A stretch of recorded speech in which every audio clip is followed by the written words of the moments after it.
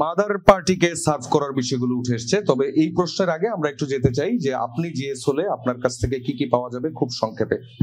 দেখুন, আমরা যারা ছাত্রদল মনোনীত প্যানেল আছি, আমাদের পূর্বে 5ই আগস্টের পূর্বে রয়েছে সংগ্রামের ইতিহাস এবং 5ই আগস্টের পরবর্তী সময়ে রয়েছে শিক্ষার্থী বান্ধব পরিবেশ নিশ্চিত করার দীর্ঘযাত্রা। আপনি জানেন যে 5ই আগস্টের পরবর্তী সময় আমরা দেখতে পেয়েছি ক্যাম্পাসে একটি প্রতিক্রিয়াশীল গোষ্ঠী, তারা শিক্ষার্থীদের ট্রমাকে টুল হিসেবে ব্যবহার করে এই ক্যাম্পাস রাজনীতিকে নিষিদ্ধ করতে চেয়েছিল। কিন্তু তার কয়েকদিন পরই তারা যখন এই কাজে ব্যস্ত, তখন আমাদের এই ক্যাম্পাসে নারী শিক্ষার্থীরা বিভিন্ন সময় হেনস্থার শিকার হয়েছে, সেখানে মব তৈরি হয়েছে, সেখানে কিন্তু যারা হেনস্থাকারী তাদেরকে জোরপূর্বক থানা থেকে বের করে আনা হয়েছে। এমনকি বিশ্ববিদ্যালয় কর্তৃপক্ষ একটি মামলা দিয়েছিল, সেই মামলাও প্রত্যাহার করিয়ে নেওয়া হয়েছে। শিক্ষার্থীরা যত দিন যাচ্ছিল ততই বুঝতে পেরেছে যে ক্যাম্পাসে আসলে মুক্ত বুদ্ধি চর্চার কেন্দ্র হওয়া উচিত, ক্যাম্পাসে ছাত্র রাজনীতি থাকার প্রয়োজনীয়তা আছে। আমরা আমাদের শিক্ষার্থী বান্ধব কাজের দ্বারা কিন্তু সেটি শিক্ষার্থীদের হারে হারে টের পাওয়াতে সক্ষম হয়েছি এবং শিক্ষার্থীরা কিন্তু এখন প্রত্যেকেই কম বেশি রাজনীতি প্রিয়। কেননা আপনি জানেন যে যেখানে রাজনীতি নেই সেখানেই প্রতিক্রিয়াশীল গোষ্ঠীর উত্থান আছে। আরেকটি বিষয় হচ্ছে, আমরা 5ই আগস্টের পরবর্তী সময়ে আপনি প্রত্যেককে ব্যক্তিগতভাবে জিজ্ঞেস করেছেন তাদেরকে কেন ভোট দিবে। আমি আমার ব্যক্তিগত শুধু ভোট চাবো না, আমি চাইবো আমাদের ছাত্রদল মনোনীত পূর্ণাঙ্গ প্যানেলকে এই শিক্ষার্থীরা নির্বাচিত করবে। আমরা 5ই আগস্টের পরবর্তী সময় বিভিন্ন স্বেচ্ছাসেবী সংগঠন দ্বারা আমরা নারী শিক্ষার্থীদের হলগুলোতে, আপনি জানেন যে আমাদের একটি মেডিকেল সেন্টার রয়েছে যেটি অত্যন্ত ভঙ্গুর অবস্থা, নাজুক অবস্থা।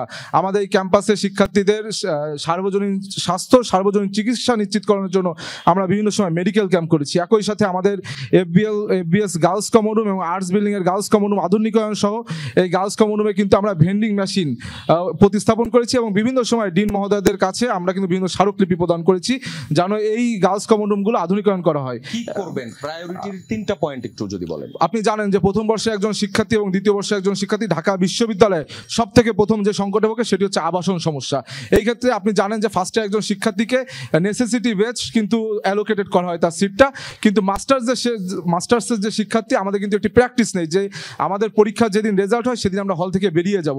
এই ক্ষেত্রে আমরা একটি কার্যকরী পদক্ষেপ নেওয়ার জন্য কাজ করব নির্বাচিত হলে, সেটি হলো আমাদের মাস্টার্সে যাদের যেদিন রেজাল্ট হবে সেটি নিয়ে অটোমেটেড সিস্টেম আমাদের সিটটি ক্যান্সেলেশন হবে।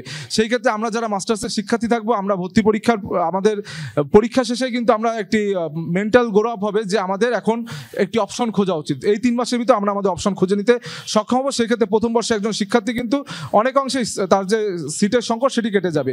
এছাড়া ফার্স্ট ইয়ার একজন শিক্ষার্থী যখন এই ক্যাম্পাসে আসে তিনি এক প্রকার মহাসমুদ্রে পড়ে। তিনি জানে না, কেননা বাংলাদেশের বিভিন্ন প্রান্তিক অঞ্চল থেকে আমাদের ক্যাম্পাসে শিক্ষার্থীরা আছে, তাদের কিন্তু মিনিমাম কম্পিউটার লিটারেসিও থাকে না। সেই ক্ষেত্রে আমরা ফার্স্ট ইয়ারের শিক্ষার্থীরা যেন কম্পিউটার বেসিক লিটারেসি, সেটা Microsoft Excel, Microsoft Word, slide making সব, প্রেজেন্টেশন মেকিং সব বিভিন্ন বেসিক যে লিটারেসি আছে সেটা বিশ্ববিদ্যালয়ের কর্তৃপক্ষের সাথে কথা বলে ডাকসুর সার্বিক তত্ত্বাবধানে আমরা বিনামূল্যে ব্যবস্থা করব। এবং এছাড়া আপনি জানেন আমাদের প্রাইভেট বিশ্ববিদ্যালয়গুলোতে একটি ব্যবস্থা আছে FYAT, first year advising team, অর্থাৎ এইখানে ফার্স্ট ইয়ার যে শিক্ষার্থীরা আছে তাদের সার্বিকভাবে সহযোগিতা করার জন্য মাস্টার্স বা সিনিয়র যে শিক্ষার্থী রয়েছে তাদের সকলকে নিয়ে একটি টিম গঠন করা হয় যারা ফার্স্ট ইয়ার শিক্ষার্থীদেরকে বিভিন্ন বিষয়ে শিক্ষাদান করে।